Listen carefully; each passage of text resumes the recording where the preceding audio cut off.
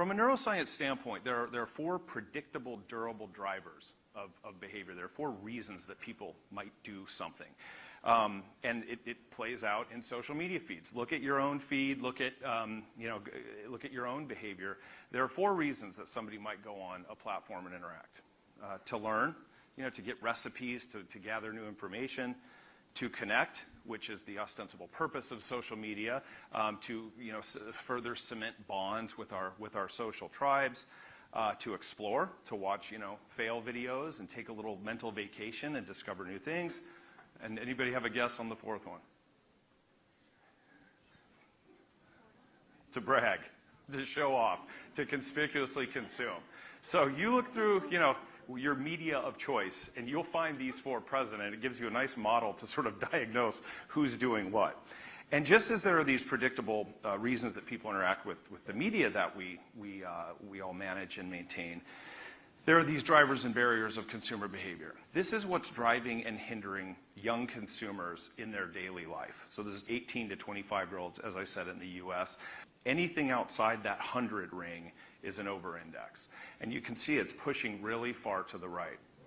And what this tells us about consumer psychology is that the strongest over-index is this driver to put it colloquially, do what feels good in the moment. It's the most impulsive driver. It's the most follow the gut. And that's followed by discovering new experiences. What we're not seeing, what we're seeing under index, and this has been, this shift has continued over the past couple years as we've looked at longitudinal data, social bonding and more practical factors like managing budget are under indexing. They're driving people's behavior less. And when we look at the barrier side, look at low prices. It's like a dramatic under-index. It's not to say people aren't concerned about inflationary pricing pressure, but it's to say it's what's hindering them the least. What's hindering them the most is avoiding mental work, inconvenience, followed by fear of social judgment, and saving time. So around this wheel are the 9 factors that underlie behavior. This is what we're measuring. And what this tells us, this push to the right, it's the strongest system one. It's the most subconscious. It's the most emotional. Okay, so digging into the media measure here. So, I mentioned the psychology and I mentioned that behavior equation. What is it that drives people? This is where they are. This is the first leg of the stool. You can see this is it's 100. This is the percent of 18 to 25-year-olds that are engaged with. I'm going to show some social media platforms around this. Any guesses where the needle, the compass needle, is pointing up? The highest engagement.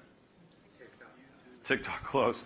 So it's actually YouTube for 18 to 25, followed pretty closely by Instagram, Snapchat, and TikTok. Not huge differences. But, as I said, this is often where we begin and end. So if you looked at this, you'd go, okay, well, if we had $1 to spend, 78% are on YouTube, 74% are on Instagram, and followed by Snapchat. So you kind of go, all right, I guess YouTube's where we get them. But remember, there's more layers to this. There's more layers in understanding actual behavior. So the second one, this is what we call psychological attachment. It's how important it is to them. And look at Snapchat. It pins the needle. So what this is saying is while there's slightly fewer 18 to 25-year-olds engaged with Snapchat, the ones that are there are super into it. It would be almost impossible to give up. It would be the last thing they'd stop doing from a digital interaction standpoint. So that starts to kind of go, that's interesting. So Snapchat actually has a feather in its cap towards more behavior driving. Then we add the third layer of the psychological alignment. And this is the degree to which these respondents, these consumers, align or perceive these platforms to serve that psychology that I described. I just want to do what feels good in the moment and not think about it. And you can see nothing, actually, Pinterest has an interesting kind of bump out. I mean, there's a lot we can discuss on this table.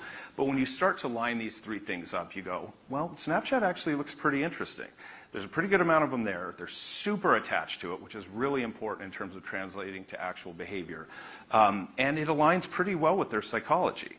So that gives you, this better diagnostic and this deeper understanding of, well, it's not just where they are, it's what will drive their behavior. Once we understand their psychology, it gives us this, basically like a guide, anatomy of great Snapchat content. And so this kind of says, all right, well, we're there. We know they're gettable. We know they're influenceable. This very impulsive mindset that they have how can we create our content? How can we be in front of the right people, young consumers, in the right place, at the right time, with the right content? It's like the existential question.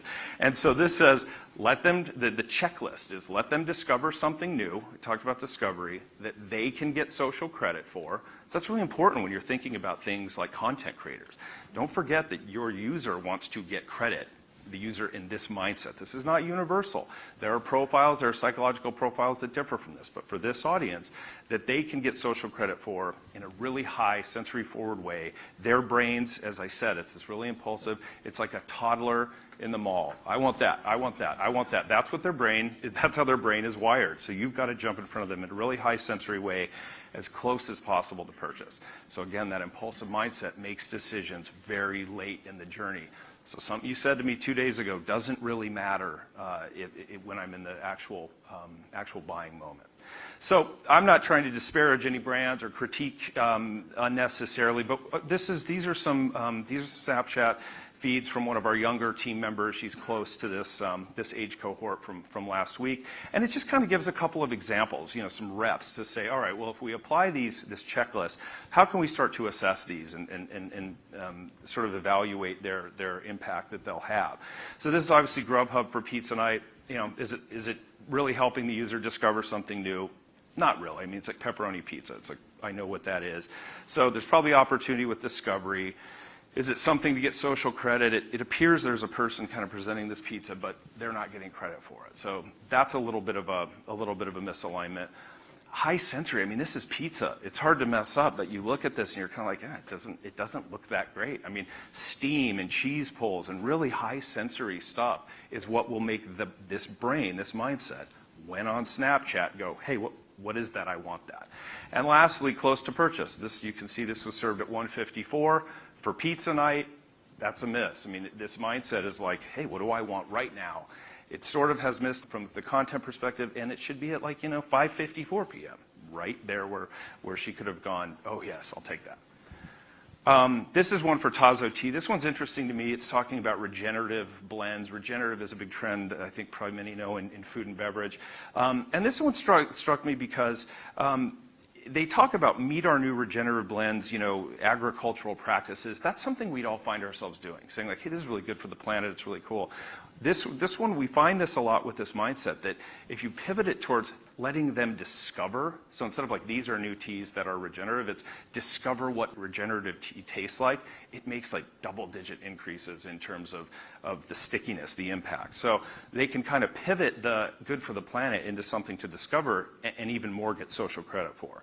They're doing some smart things with sensory. There's a lot of heuristics involved with this that I'll resist diving into, but the depth of field, the leaves, they're doing a lot of things right. Things like that steam on the far right one, the tea kind of splashing out, those are really impactful high sensory things. The hot tea splashing out is almost scary. When your content's like a little bit scary, the brain zeroes in on it. So they're doing a lot of things right here, and they could put more top spin on it. Then they've got a call to action where they're actually trying to drive lead gen, and from a DTC perspective, they're trying to say, look, the purpose here is you buy this now. So this one gets a little closer. This one was really interesting to me because it's for produce. So this is a piece of Kroger content for the lowly category, like what 18 to 25-year-old cares about produce shopping, but they're actually doing some pretty cool things.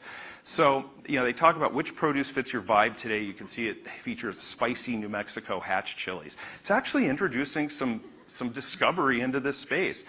I don't know how this program works specifically, but to the degree you can share these filters and share the content that you've sort of self-curated, that's got impact.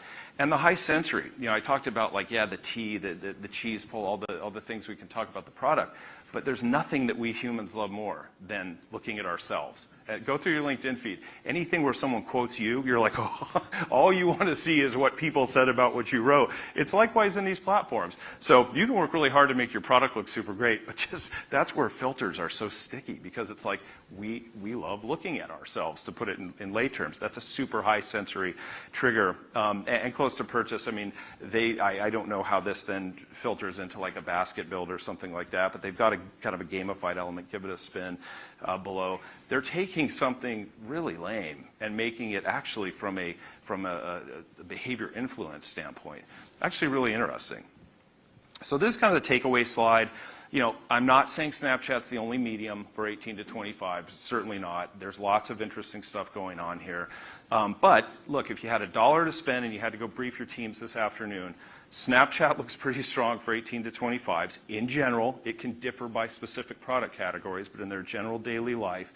And then there's this kind of anatomy of successful content that will connect and stand out.